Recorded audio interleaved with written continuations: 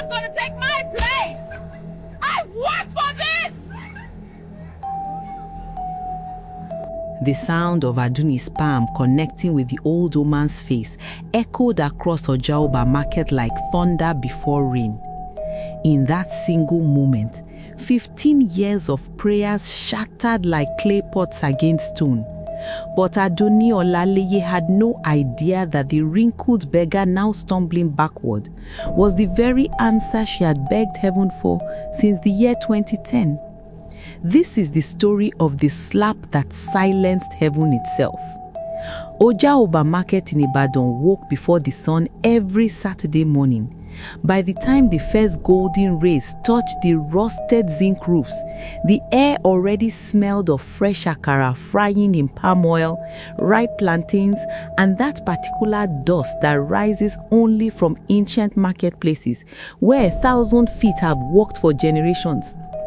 Adoni Olaleye stepped out of her Mercedes at exactly 6:47 a.m. as she did every Saturday. Her driver, Akim, knew better than to be late. Everything about Adoni was precise, controlled, expensive. Her gold jewelry caught the early light. 3 layers of coral beads, gold bangles that sang with every movement, and earrings heavy enough to stretch her ear loops slightly. Her Ankara fabric was the finest money could buy, sewn by Chief Mrs. Tejosho's personal tailor. But beneath all that perfection, beneath the makeup that covered the sleepless nights, there was an ache that no amount of money could heal. 15 years. 15 years of visiting every church, every mosque, every babalawo from Lagos to Osugu. 15 years of drinking bitter herbs, of midnight prayers, of watching her husband's family whisper behind her back. 15 years of her mother-in-law's cold eyes asking the same silent question. What kind of woman cannot give my son a child? Madam, I will wait here, Akim said, already knowing she would browse for hours. Shopping was Adoni's medicine. If she couldn't fill her house with children's laughter, she would fill it with everything else. Imported fabrics, Italian shoes, crystal vases that nobody touched. She nodded without looking at him and walked into the marketplace, her head held high despite the weight pressing on her heart. The market women knew her. Adoni, the beautiful one with everything but the one thing, they would whisper. She knew they talked. She could feel their pity like heat from a fire. Some pitied her genuinely. Others enjoyed her pain with that particular human cruelty that mistakes another suffering for entertainment. But this morning, something was different. This morning, Adoni had finally scheduled the appointment she'd been avoiding for 3 years, the Overseas Fertility Clinic in South Africa. Next month, November 2025, her last hope according to Dr. Williams. The procedure cost more than some people earned in 5 years. But what was money if not a tool to buy what prayers couldn't deliver? Olorunmi, if you exist, show me a sign, just one sign that I should keep hoping. Heaven, as it turned out, was already preparing her answer. Adoni was examining a bolt of purple lace when she saw her. An old woman, bent like a question mark, sat in the corner where Baba Kazim usually sold his kola nuts. Her wrapper was white, but stained with the kind of dirt that speaks of sleeping on the street. Her headscarf had once been beautiful. You could still see traces of gold embroidery, but now it was threadbare, like memories fading. The woman's eyes were clouded with age, perhaps blindness, yet somehow she seemed to be staring directly at Adoni. Ejoma, the old woman called out, her voice surprisingly strong. Beautiful one in the purple Lankara, come closer. Adoni's first instinct was to ignore her. Lagos and Ibadan were full of beggars who saw wealthy people and suddenly became prophets or prophetesses, always with a word from God that required monetary appreciation. But something made her pause. The woman smiled, revealing gaps where teeth should be. You have been crying to heaven for 15 years. I have something for you. Adoni's brow went cold, then hot. How could this stranger know this? She looked around quickly. Had someone been gossiping? Was this some scheme? I don't know what you are talking about, Aduni said sharply, already turning away. 15 years of empty arms, the woman continued. 15 years of lying to your husband that you are fine. 15 years of avoiding your nieces and nephews because their laughter is a knife in your chest. Aduni stopped walking. Who are you? She whispered, turning back slowly. The old woman reached into her wrapper and pulled out something, wrapped in old newspaper. I am nobody, just an old beggar. But this, she held out the small package, this is for you. Take it home, boil the leaves inside with honey and drink it for 7 days. Before the new year comes, your womb will quicken. Adoni's heart hammered. She had heard these promises before. She had drunk stranger things than herbs. She had bathed in rivers at midnight, buried offerings at crossroads, slept with red cloth under her pillow. Nothing had worked. How much? Adoni asked tiredly. At least this one was honest enough to start with the transaction. The old woman's smile faded. It is a gift. Take it freely, and may heaven remember your humility. Nothing is free, Adoni said. Everyone wants something. Then give me only what your heart feels is right. But the herbs must be received with a grateful spirit, or they are just leaves. Adoni reached into her purse and pulled out 1,000 naira note, about 60 cents USD at the current exchange rate. It was less than she had paid for her morning coffee. She held it out impatiently. The old woman looked at the money, then up at Adoni's face. Something shifted in the air between them. Is this what 15 years of prayers are worth to you? The woman asked softly. This is less than you paid for the silk in your hair. Anger flashed through Adoni like electricity. How dare this beggar judge her generosity? You said whatever my heart feels is right, Adoni snapped. I don't even believe your leaves will work. Take it or leave it. Then I will leave it, the old woman said, pulling her handbag. For this gift requires a worthy vessel. Your womb is empty because your heart is empty. You cannot receive what you're not willing to give. Something inside Adoni cracked. 15 years of pain exploded out of her like water from a burst pipe. All the rage she'd swallowed, all the humiliation she'd endured, all the fake smiles she plastered on her face at baby dedications and naming ceremonies, it all came roaring out. Empty heart? Adoni's voice rose, shrill and sharp. Empty heart? You sit here in your filthy rags, probably mentally ill, and you dare to judge me? Do you know who I am? Do you know how much I've spent trying to have a child? How many prayers I've prayed? How many nights I've cried until my eyes swelled shut? The old woman remained calm, which only fueled Adoni's fury. You know nothing about my pain. Nothing. And you sit here with your fake herbs and your fake prophecies, trying to scam money from desperate women. I asked for no money, the old woman said gently. I offered a gift. A gift you then insulted me for not paying enough for? Adoni was shouting now. People were stopping, staring. Mama Tunde from the vegetable section came closer. 2 young men selling phone accessories paused their bargaining. You are a fraud, just like all the others. Just like the prophet in Ikeja who said I was cursed. Just like the herbalist in Osogbo who took my money and gave me colored water. You're all vultures feeding on people's suffering. The old woman stood up slowly, leaning on her wooden staff. Despite her bent back, there was a dignity in her movement that made Adoni's tirade falter. My daughter, the woman said, and her voice carried across the market despite its softness. Suffering does not give you permission to be cruel. Pain is not an excuse to wound others. Don't call me your daughter.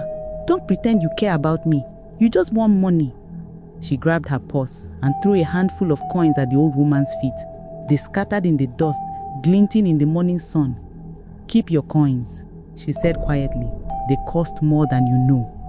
She turned to walk away, moving slowly through the small crowd that had gathered. And that's when Adoni did it. That's when 15 years of rage and pain and desperation crystallized into the single worst decision of her life. She grabbed the old woman's shoulder, spun her around, and slapped her across the face. Time seemed to stop. The old woman stumbled backward, her hand rising to her cheek where Adoni's palm had connected. The newspaper wrap package fell from her other hand and landed in the dust, its contents spilling, strange silver-green leaves that seemed to shimmer in the sunlight. Mogbe, Mama Tunde gasped. God forbid. The marketplace had gone absolutely silent. Even the chickens seemed to stop clucking. In Yoruba culture, to strike an elder is to strike your own ancestors. It is a jogun, a call for calamity. Everyone knew this. Aduni stood there, her hands still raised, breathing hard. For a moment, she felt powerful, vindicated. Finally, she had struck back at all the people who had judged her, pitied her, failed her. Then she saw the tear. One single tear rolling down the old man's weathered cheek, catching the sunlight like a diamond. "I was sent," the old man whispered, her voice barely audible. "I was sent to you, Aduni Oluleye. Sent by the one who heard every prayer you cried into your pillow. Sent by the one who counted every tear you shed. Sent to finally answer what you've been asking for since 2010. The words hit Aduni like cold water. What did you say?" The old woman touched her reddening cheek gently. "I am Iyagba. I serve the threshold between heaven and earth. When a prayer reaches a certain pitch of desperation, when a soul cries out with true need, sometimes heaven sends an answer. Not in the ways people expect, not in churches or on altars. Sometimes the answer walks on tired feet, wrapped in rags, testing the heart of the one who prays." "You are lying," Aduni said, but her voice shook. "You are just a con artist." "Look at the leaves," Iyagba said softly, pointing at the spilled herbs with her staff. "Look at them, Aduni. What do you see?" Aduni looked down unwillingly. The herbs were glowing, actually glowing, with a soft silver light that definitely wasn't normal. As she watched, they began to wither and darken, turning from silver green to brown to ash, crumbling into the dust as if time itself was accelerating around them. "No," Aduni breathed. No. The gift can only be given once, and it can only be received with humility and kindness. These are the laws older than nations, older than kingdoms. The blessing was in my hands, ready for yours, but you struck the hand that would have healed you." Mama Tinde began to cry, pressing her hand to her mouth. The young phone vendors backed away, eyes wide. Even the bold market women who feared nothing suddenly found reasons to be elsewhere. "Please," Aduni's voice came out as a rasp. Her expensive Ankara suddenly felt like it was choking her. "Please, I didn't know, I didn't understand." And that, Iyagba said sadly, is the tragedy. You saw only a beggar. You saw only someone beneath you. You didn't see a human being worthy of basic dignity. You didn't see a messenger. You didn't see that sometimes God's answers come dressed in poverty to test the richness of our hearts. The old woman bent down, slowly, painfully, and gathered what remained of the herbs. They crumbled to ash in her hands, falling through her fingers like sand through an hourglass. "I'm sorry," Aduni choked out. "Please, I'm so sorry. I will pay anything. I will do anything." "You still don't understand," Iyagba said, and there was no anger in her voice, only profound sadness. This was never about payment. It was about recognition, about seeing the humanity in others, especially those who have less. It was about understanding that kindness is the currency of heaven. She turned to leave again, leaning heavily on her staff. "Please," Aduni fell to her knees in the dust, not caring about her expensive clothes, her makeup, her pride. "Please don't go. Tell me how to fix this. There must be a way. I'll change. I swear I'll change." Iyagba paused, but didn't turn around. "The gift has been refused, and a gift refused cannot be given again. This is the law. There must be another way," Aduni sobbed. "Another chance." "There was another way," Iyagba said quietly. "It stood before you, wrapped in newspaper, and asked for nothing but respect. You chose violence instead.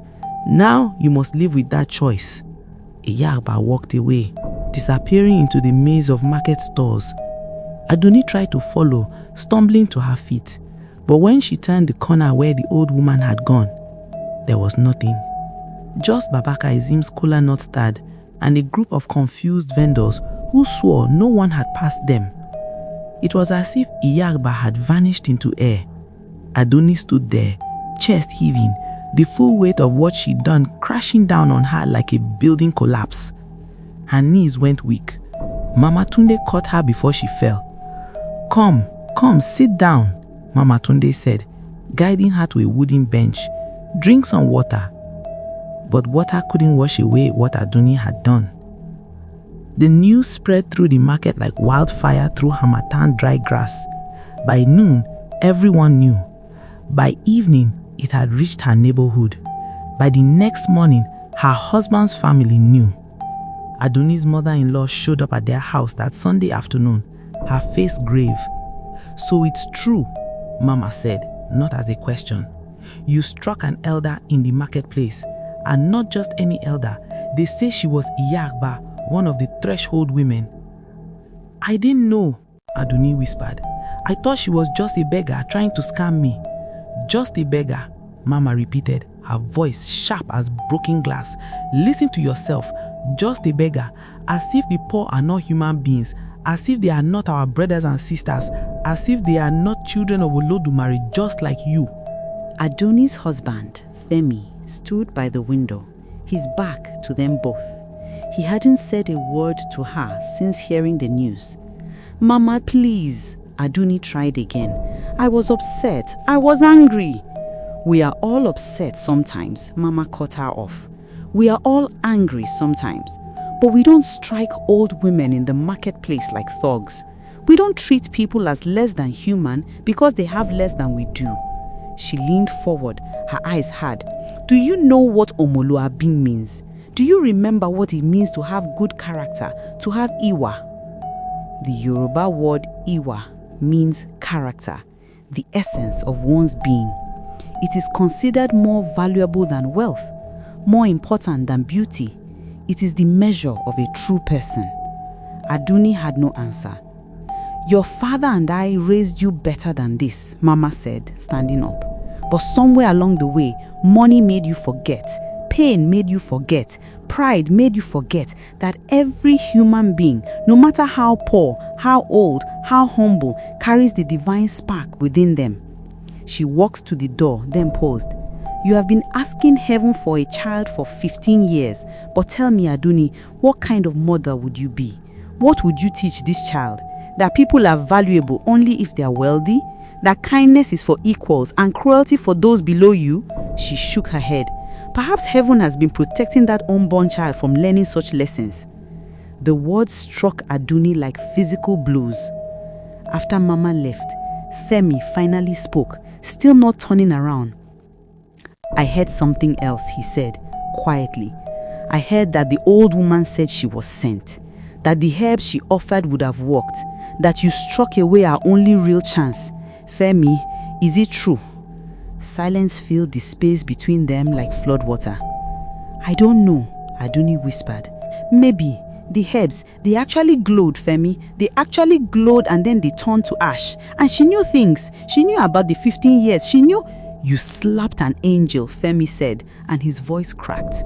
We've been praying for 15 years, and when the answer finally came, you slapped her. He walked out of the room. Aduni heard their bedroom door close, then lock. That night, Aduni couldn't sleep. She sat in their living room staring at nothing, replaying the moment over and over. The feel of her palm connecting with the old woman's face, the sound it made, the tear rolling down that weathered cheek. I was sent. Those words haunted her. At 3 a.m., she did something she hadn't done in years. She prayed not for what she wanted, but for understanding. God, she whispered into the darkness, if you are real, if you heard me, help me understand. Was she really sent? Was that really my answer? And if it was, why? Why send her as a beggar? Why test me like that? No voice answered from heaven, but slowly, as dawn approached, understanding came. She thought about all the time she'd walked past beggars without seeing them, not just ignoring them, actually not seeing them, as if they were furniture, part of the landscape. She thought about how she tipped waiters at expensive restaurants or couldn't spare more than coins for the woman on the street. She thought about how she judged people by their clothes, their cars, their homes. She thought about the prophet's words from last year at church. What you do to the least of these, you do to me. By morning, Aduni had a plan. She would find Iyagba. She would search every market, every street corner, every shrine from Ibadan to Lagos to Osobo. She would apologize properly, on her knees if necessary. She would prove that she had changed, that she understood now. And maybe, just maybe, there would be another chance. For the next 2 weeks, Aduni searched. She went to the market every day, asking everyone if they'd seen the old woman in white. She visited traditional healers who claimed to know the threshold women.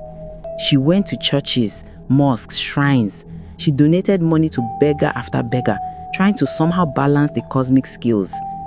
But Iyagba had vanished as completely as the herbs had turned to ash. What Aduni found instead was something else. She found Mama Tunde's daughter who needed money for school fees. She found the young phone vendor had a sick mother who couldn't afford medication. She found that the woman who sold oranges was raising 5 grandchildren after her daughter died. She found that the beggar she'd stepped over every Saturday was a retired teacher whose pension had never come. She found humanity. And the more she saw, the more ashamed she became. November came, and with it the appointment in South Africa. Dr. Pretorius was kind, efficient, optimistic. The facility was state-of-the-art. Everything was perfect, clinical, scientific. After all the herbs and prayers and traditional remedies, this was supposed to be the answer that actually worked. "Your chest looked good, Mrs. Olaleye," Dr. Pretorius said, studying her charts. "I don't see why this shouldn't work. We'll begin the hormone treatments next week, and with luck, by Christmas, you could be pregnant." With luck. Aduni went through the procedures mechanically. The injections, the medications, the monitoring. Everything hurt, but she'd been hurting for 15 years. What was a little more pain? But something had changed inside her. The desperate hope that had fueled her for so long had been replaced by something else. A hollow understanding that even if this worked, even if she finally became pregnant, it wouldn't erase what she'd done in that marketplace. She had struck an angel. Or if not an angel, at least someone who desired basic human dignity. Someone's grandmother, someone's mother, someone. The first round failed. "It's normal," Dr. Pretorius assured her. "We'll try again." The second round failed. These things take time. The third round failed. By January 2026, Aduni had spent more money than she cared to calculate and had exactly what she started with. Empty arms, an empty womb, and now an empty bank account. But she had gained something else, a terrible, crystal clear understanding of cause and effect. She remembered the old woman's words, "Your womb is empty because your heart is empty." Not as an insult, but as truth. For 15 years, Aduni had been so focused on what she didn't have that she'd forgotten to be grateful for what she did have. She'd stopped seeing people, stopped feeling compassion, stopped being kind. Her pain had turned her into someone she didn't recognize, someone who could slap an old woman in a marketplace and feel justified doing it. She started volunteering at a shelter for homeless elderly people in Ibadan. Every Saturday, the same day she used to go shopping, she now went to serve food, to listen to stories, to sit with people that society had forgotten. She met Mama Kike, who had been a school teacher, Baba Dele, who had been a carpenter, Iyarisi, who had been a trader before illness took everything. Each person had a story. Each person was someone's child, someone's parent, someone who mattered. And slowly, in caring for them, Aduni began to heal. Not her womb, that remained empty. But her heart was learning to fill itself with something more sustainable than desperate hope or bitter pain. It was learning compassion. It was learning to see. Her husband noted the change. So did his mother. "You are different," Femi said one evening, watching her read a book she'd bought for the children at the shelter. "Softer somehow, more present. I'm trying to become someone worthy of the blessing I asked for, even if the blessing never comes." Mama came to visit in March, 8 months after the incident. She found Aduni in the kitchen, not being served by a cook, but actually cooking a huge pot of jollof rice to take to the shelter. "So you really have changed," Mama said, surprise in her voice. "I'm trying. Every day I'm trying to be less of who I was and more of who I should have been all along." Mama was quiet for a moment, then said, You know, Mama's mother used to say that sometimes God breaks us in the place we are proudest, so we can be rebuilt into who we are meant to be. Then I must have been very proud, Aduni said with a sad smile, because I am very broken. Saturday, October 18, 2025, 1 year and 2 weeks after the slap, Aduni returned to Ojaoba Market. It was raining, the kind of heavy rain that turns market walkways into rivers and sent everyone scrambling for cover. She had come to deliver supplies to some of the elderly vendors who could barely afford food, let alone medicine. She was helping Mama Tunde secure her tomatoes under a tap when she saw her, an old woman in white, standing in the rain, not far from where Baba Kasim's kola nut stand used to be. The rain fell around her, but somehow she didn't seem wet. She stood still as stone, watching Aduni. Aduni's heart stopped. "Iyagba," she greeted. Without thinking, without hesitation, Aduni dropped the tap and ran through the rain. She fell to her knees in the mud before the old woman, not caring about her clothes, her dignity, anything. "Iyagba," she sobbed, the rain and tears mixing on her face. "I'm sorry. I'm so sorry. I was cruel. I was blind. I was everything I shouldn't have been. I know I don't deserve forgiveness. I know I threw away my blessing. But please know that I'm sorry and I've changed and I spend every day trying to be better than who I was." The old woman reached down and placed her hand on Aduni's head. "Stand up, child," she said gently. Aduni stood on shaking legs. Up close, she could see that Iyagba looked exactly the same clouded eyes, the same weathered face, the same white wrapper and headscarf. "Do you know why I came back?" Iyagba asked. "No," Aduni whispered. "I came back because someone prayed for you," the old woman said. "Someone who saw you changing, saw you healing, and asked heaven to give you another chance." She smiled. "It was Mama Tunde. She has been praying for you every night for the past 3 months. And heaven, it seems, is merciful even when humans are not." Aduni's legs almost gave out again. "But I thought the herbs turned to ash. You said the gift couldn't be given again." "I said it couldn't be given the same way," Iyagba corrected gently. "The first gift required only humility and respect. You could have received it simply by being kind. That gift is gone, yes. But there's a second way, oh." She held out her hand, palm up. In it was a single silver-green leaf, glowing softly in the rain. This second gift requires something more difficult. It requires that you have truly changed, that you have learned, that your heart has been made new. She held out the leaf out.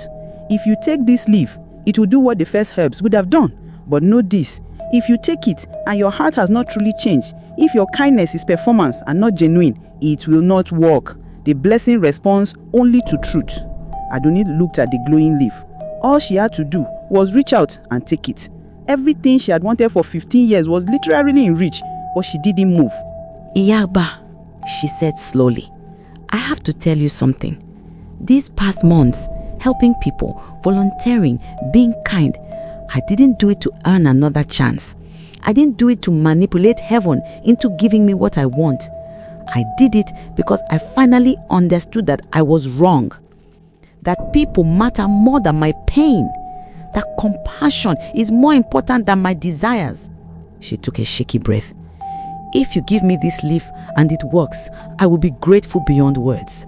But if you tell me I can never have a child, I will still keep being the person I've become. Because I like who I'm becoming more than I liked who I was when I had everything except humanity." The rain stopped. Just like that. Mid-downpour, it stopped. The clouds parted and a single shaft of sunlight broke through, illuminating where they stood. Iyagba smiled, and for the first time, Adoni saw that behind those clouded eyes was something ancient, something holy, something that had watched humanity stumble and rise and stumble again for countless generations. "Now," Iyagba said softly, "now you are ready." She pressed the leaf into Adoni's palm.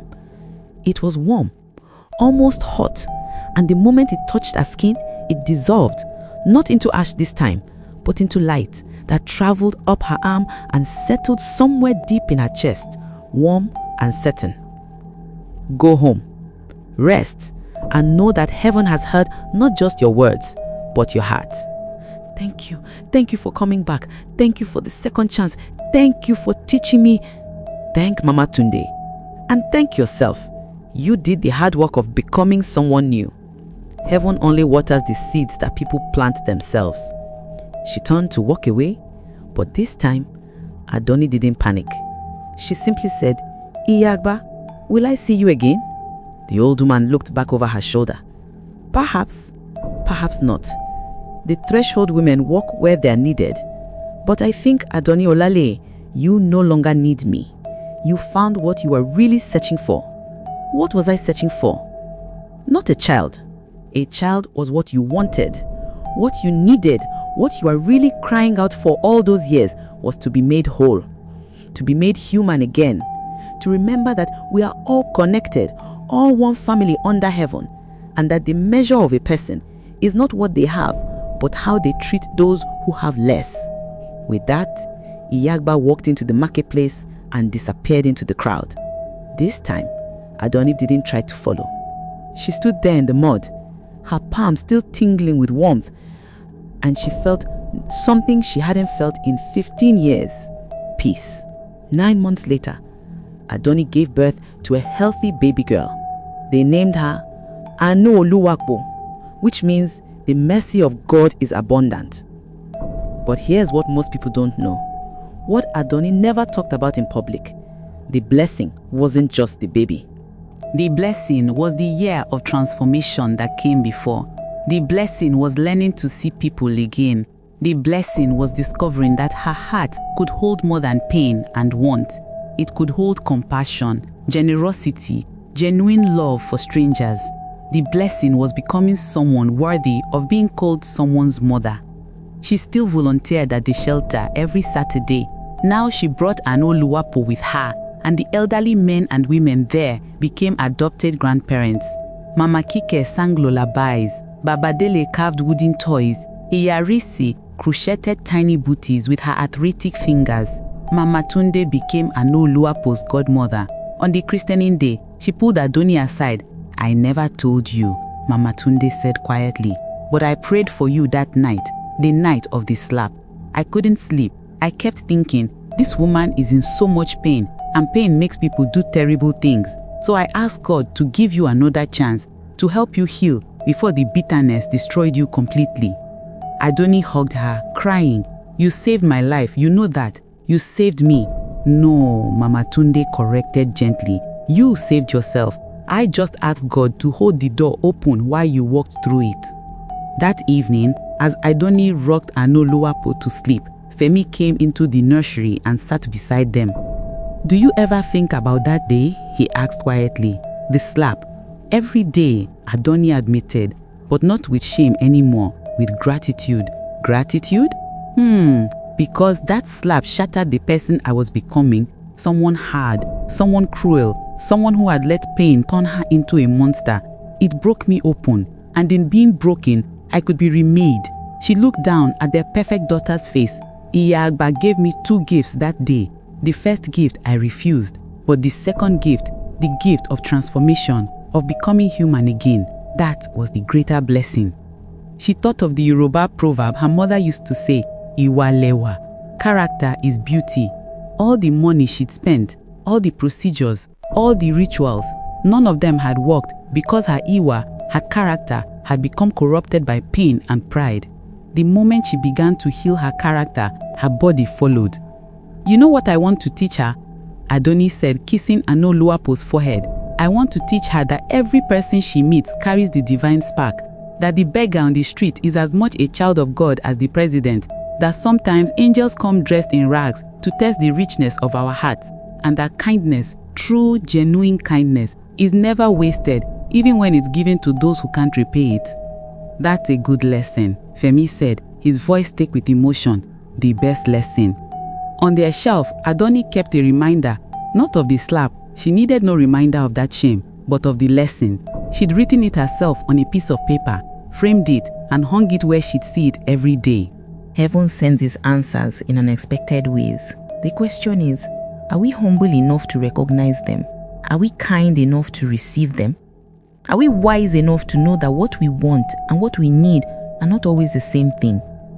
As the Yoruba elders say, Eni tí ó bá mọ̀ pé òjò ń rọ̀, kì í fi aṣọ sílẹ̀ sí òde.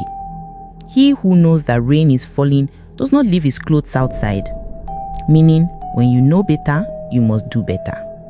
Aduni had learned, in the hardest way possible, that blessings often come disguised as tests, that sometimes the answer to our prayer stands before us in tattered clothes, asking only for basic human dignity, that the measure of who we truly are is not how we treat those who can benefit us, but how we treat those who cannot. She had learned that pride and cruelty close the doors that humility and kindness open.